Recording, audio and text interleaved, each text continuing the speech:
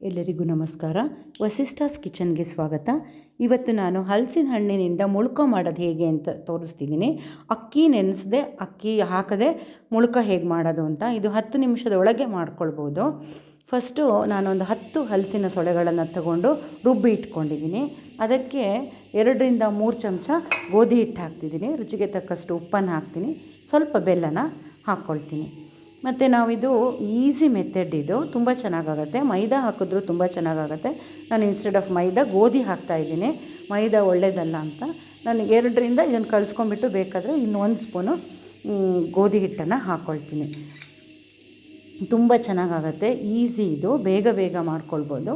ಬೆಲ್ಲ ಹಾಕ್ಕೊಂಡು ಚೆನ್ನಾಗಿ ಕಲಿಸ್ಕೊಂಡು ಎಣ್ಣೆಯಲ್ಲಿ ಪುಟ್ಟದಾಗಿ ಮಾಡಿಕೊಂಡು ಕರ್ಕೊಂಡಿದ್ದೀನಿ. ಹೀಗೆ ಅನೇಕ ರೆಸಿಪಿಗಳನ್ನು ತೋರಿಸ್ತೀನಿ. ನನ್ನ ಚಾನಲ್ನ ಸಬ್ಸ್ಕ್ರೈಬ್ ಮಾಡ್ಕೊಳ್ಳಿ. ಮುಳ್ಕ ರೆಡಿಯಾಗಿದೆ, ಹಲಸಿನ ಹಣ್ಣಿನ ಮುಳ್ಕ ರೆಡಿಯಾಗಿದೆ.